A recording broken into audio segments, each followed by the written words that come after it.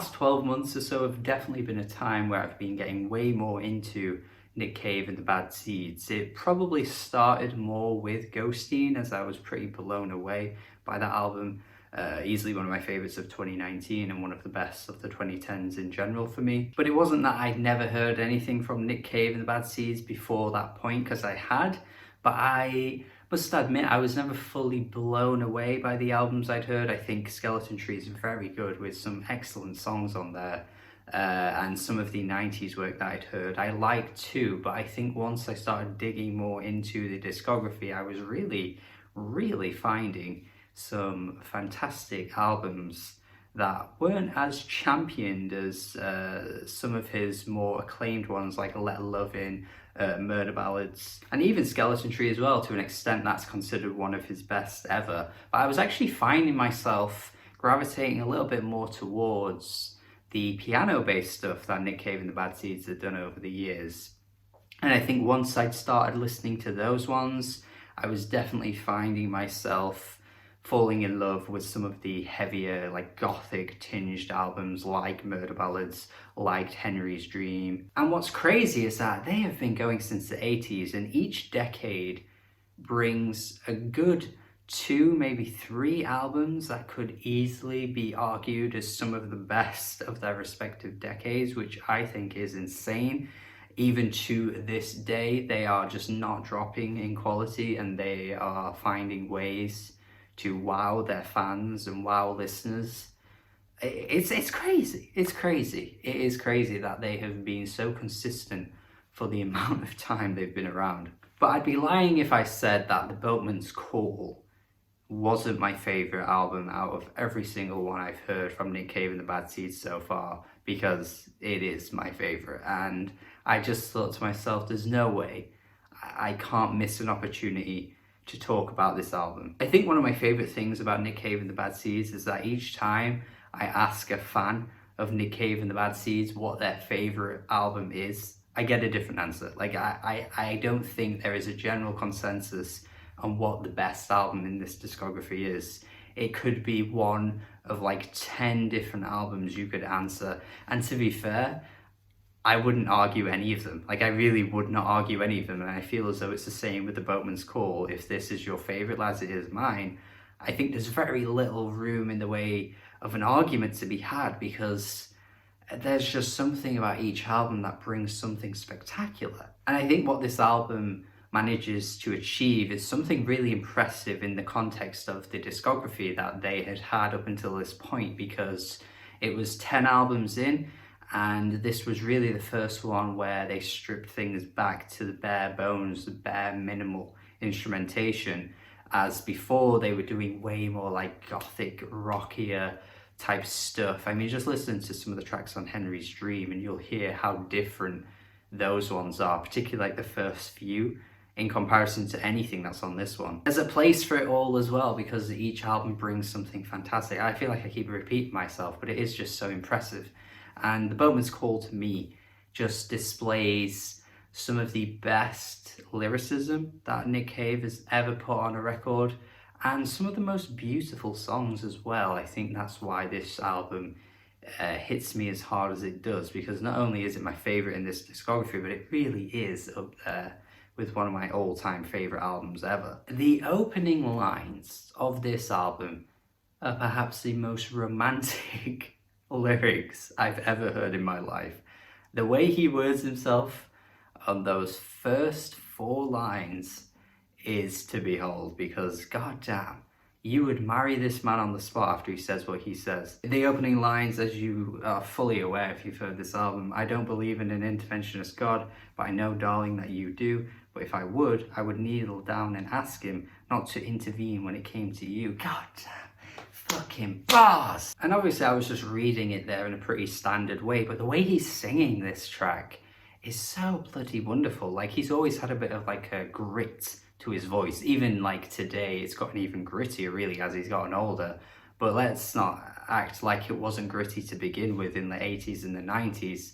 But yeah, you can still really sell this song. Like, he still sounds fantastic singing here. It's crazy really to hear how different he can provide vocals, like given each different album. And the piano is beautiful too, and once the chorus comes in, I love it, where he's like, into my arms, oh Lord, into my arms. It's so pure. The way he's singing is so pure. I adore it, man. Genuinely one of my favorite songs ever. I don't have a ranking of like, you know, my favorite ever, but if I ever did one, this would have to be in like the top 100 because it is just so bloody good. And that's what I love about Nick Cave, particularly in that opening statement of this track, is that how he manages to link in themes of God and philosophical ideas. You know, he's pretty openly not a religious person. I'm pretty sure it's safe to say that he doesn't believe in God himself, but the idea of, you know, working in God into his music and the moral sort of ideologies that come with it, the philosophical ideas, are always there, and he's always kind of battling those thoughts, and I think it's great. He'll never shy away from these themes and presenting these ideas in a really cool and interesting way. I mean, just look at the final track on the album, Ghosteen, and read the lyrics on there, man. They're so fantastic. And you know, you get that even earlier in his career, like on this album too, with There Is a Kingdom. This idea is presented by Immanuel Kant, who is a famous philosopher. I may have botched the pronunciation of his name there, but you probably know what I'm talking about anyway. This idea that, you know, humans have this importance to them, and we shouldn't be just treating them as what they can provide for like a country. You know, they're not just here to fuel the economy, they are just individual people as well, that kind of thing. And thinking about this idea is in a way supposed to turn you into a better person, because it, you know, helps you think about people in a more empathetic way, be more sympathetic. And this idea is supposed to really not necessarily bring you closer to God, but it brings you closer to being a more morally I guess engaged person. And although the chorus seems as though it's very pro-religion in the sense that, you know, there's a kingdom, there's a king, he lives within us, makes it seem as though Nick is, you know, expressing his love for God, but I think it's more to do with the fact that Nick wants to be enlightened in a way, just kind of finding anything he can to just be a better person, you know, just bring himself closer to a belief or some kind of faith here. Because much of the album here is him expressing how some kind of love may have broken down. Many of these tracks are focusing on that, and perhaps this track was more to try and bring him closer to a more positive state, you know, view people in a better way, which is sort of the opposite of what People Ain't No Good, which is another fantastic track on this album, where he's comparing people changing to how the seasons change. He says on one of the lines in this track, "It ain't in their hearts they're bad, they'd stick by you if they could, but that's just bullshit, baby, people just ain't no good." Which sort of shows the more negative feelings he has towards people letting him down. And then you have this track, There Is a Kingdom, where he's trying to be a bit more positive. And that's what I like about Nick Cave. He always has different ways of expressing his feelings in a really interesting way on every track, every bloody track. Are You the One I've Been Waiting For is a track where he's putting his reliance on somebody else. You know, is it destiny? Is it destiny bringing him and someone else together?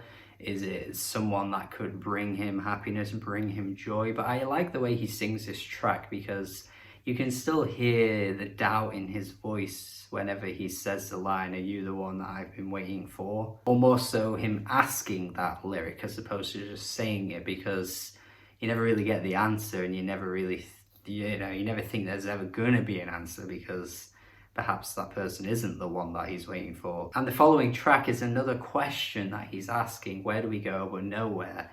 Which is focusing on this crumbling relationship. And the thing is that even though I'm talking about these tracks in a pretty straightforward way, Nick Cave never really writes his songs in that kind of manner. Like, the lyrics are always filled with a great amount of detail, which again, it just makes me fall in love with what he has to offer as a songwriter even more. I do often tend to find myself gravitating towards more of these kind of songwriters that bring a great amount of detail into their work while they're also asking questions that I certainly don't have an answer to as a listener, and even they as a songwriter don't necessarily have the answer to either. And this track, Where Do We Go But Nowhere, is definitely one of my favourite instrumentals on the album too, because there's a harrowing bleakness, just totally matches the way he's singing on this track. Just this idea that there isn't really anything to pull from this relationship anymore, and just wondering where on earth can you possibly go? He asks her, can you wake up, my lover, can you wake up? And it's so damn clever that that wake up changes to make up by the end of the song, as if he's trying to suggest that he does want this to be kept alive. He wants this relationship to be thriving, but perhaps it won't. I also like how you have tracks like Black Hair on this album, which is a completely different lyrical approach that Nick is taking on this track, where he's constantly referring back to the person he loves in the way that he does, as describing her black hair, and every line just seems to go back to that, as if he's fixating, he's obsessed with just this one aspect of this person that he loves. And I think you could maybe argue that, focusing on this one thing throughout the whole of the song is quite limited, gets a bit repetitive. I also really like it in the sense that when you do fall in love with someone, you do have these little obsessions about that one person. You might fixate on the way they smile,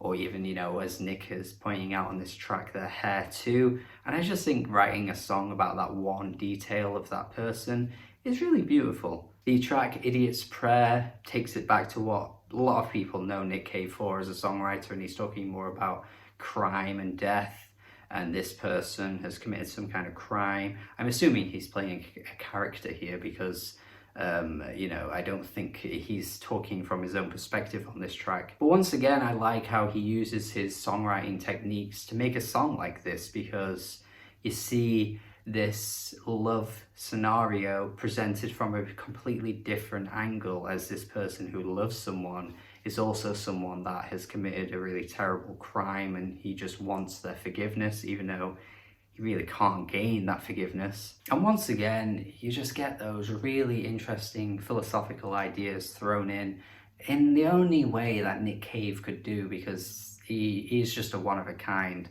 songwriter. I mean, the line where he says, they're going to pass me to the house above, is heaven just for victims, dear? And this once again is really interesting, because I guess if hell is for the criminals, does that mean, all the victims go to heaven? It's just weird little ideas like that he throws around that you wouldn't find from anyone else. Or the part where he asks if she's going to forgive him, because when you go to heaven, that's what people in heaven do. The angels are all about forgiving and understanding that people have made mistakes, but does that apply to someone that's committed such a heinous crime? Does it? I don't know. Does Nick know? I don't think he does, but he asks the questions, and it's really interesting. The album ends quite beautifully though, with the track Green Eyes, once again, where he's focusing on that aspect of someone he loves. But the way the vocals are layered upon each other on this track is really strange. At first, I actually couldn't really get to grips with this song at all. But I think with more listens later, I really appreciate the way that the vocals are worked in this track. It's so odd, but it works quite nicely for a closing track. I think just generally there are so many beautiful moments instrumentally throughout this album that you can end off with a track like this and still make it work, because there's so many beautiful piano moments, so much fantastic vocal work delivered from Nick. And yeah, it's a classic for me, man. It's so good. It's so bloody good. Like I say, probably my favorite Nick Cave album throughout the entire discography of Nick Cave and the Bad Seeds. And I hope you agree. I hope if you don't agree, you still love the album anyway, because it is fucking great. Thank you for watching this classic review. I hope you enjoyed it. Hopefully you got a lot out of it. If you never heard this album though, please go listen to it and let me know what you think. If you have heard this album, blah, blah, blah, blah. If you have heard it, let me know what you think as well. Thank you for watching. Subscribe if you haven't already. Goodbye, have a good day. Hope you're enjoying Classic Reviews 2020 from Not Real Music. Goodbye.